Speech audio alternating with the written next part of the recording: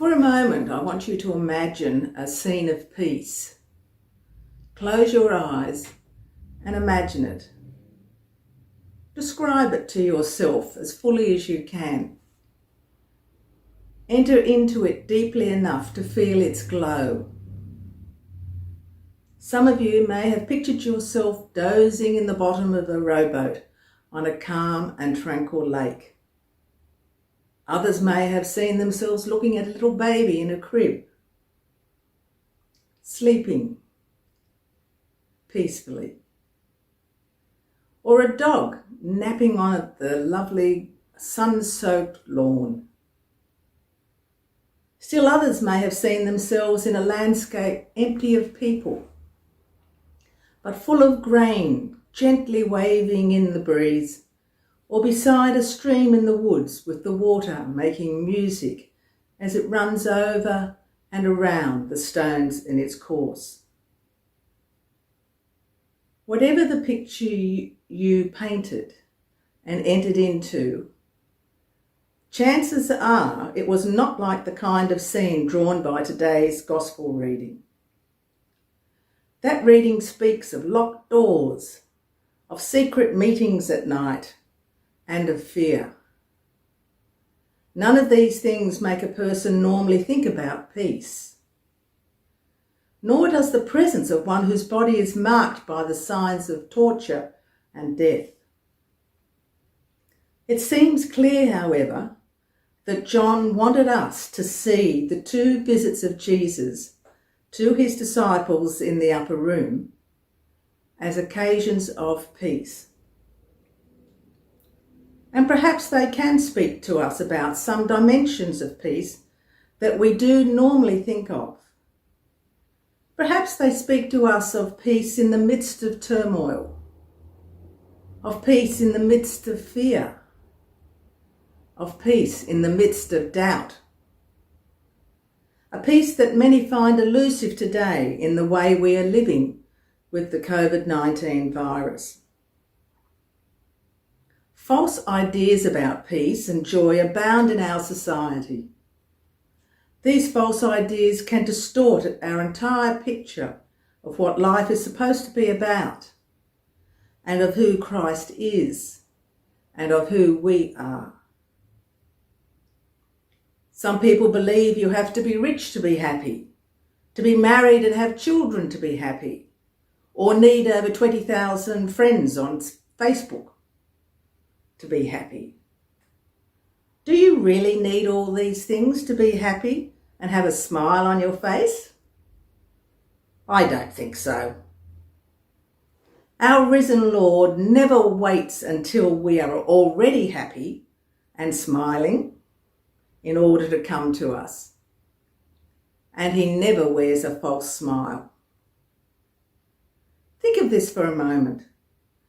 Christ could have miraculously obliterated his wounds after he was raised from the tomb, but he chose not to. He bore the marks of his wounds into the presence of his disciples.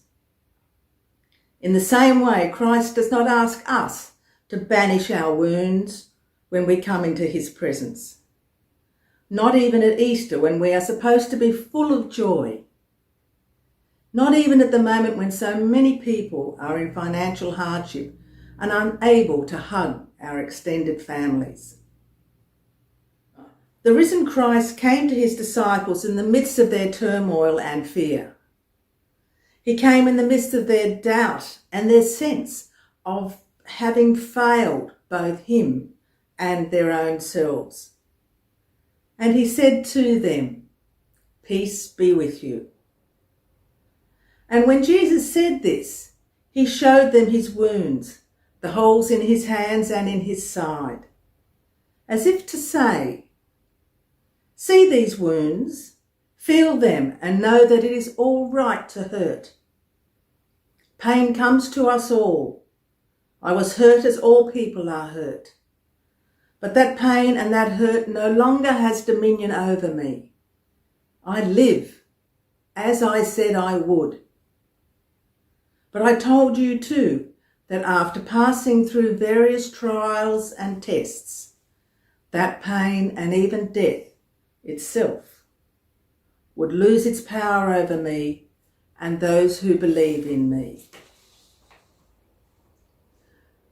The 3 times that Jesus offers his peace to his disciples in today's reading, it is done in close connection with the wounds of his crucifixion. The enemies of peace had already done their worst to him.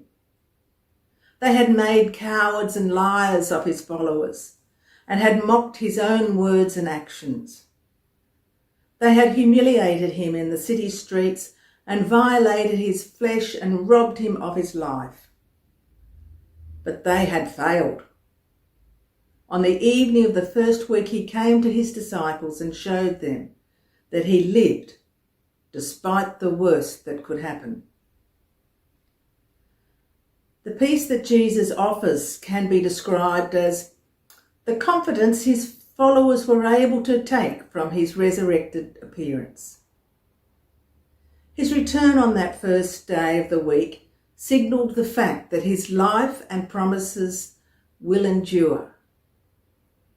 His peace be with you was more than a greeting to be followed by another goodbye. It was the declaration of a persistent fact.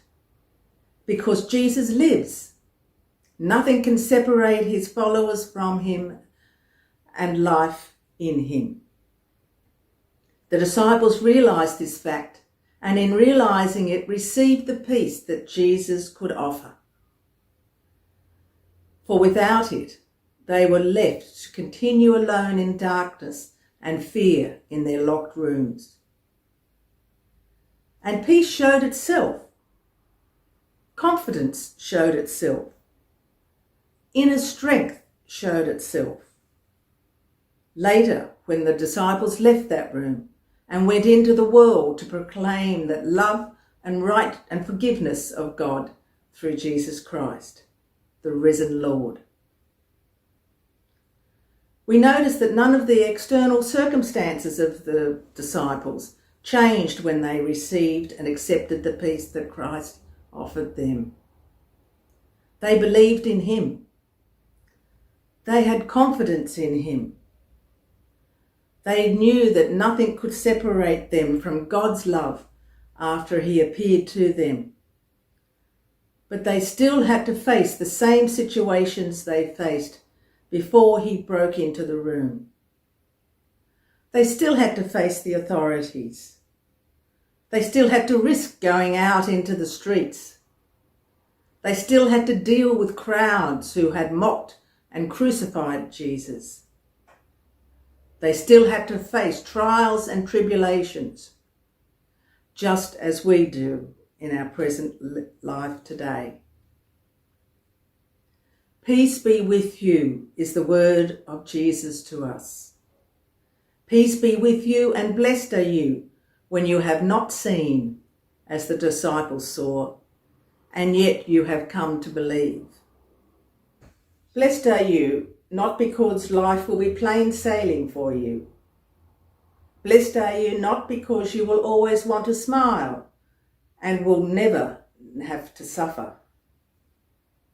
But blessed are you because you have linked yourself to a power greater than yours, to a power that wants to sustain you and will sustain you, to the power that raised Jesus from the dead, to the power that will bring you to the inheritance that Jesus has won for us. Finally, I leave you with these words. They are the words Jesus spoke to his disciples just before he went out to the Garden of Gethsemane and onward there to his cross and death. Peace I leave with you. My peace I give to you. Not as the world gives, do I give to you. Do not let your hearts be troubled, neither let them be afraid. Believe in God. Believe also in me. Amen.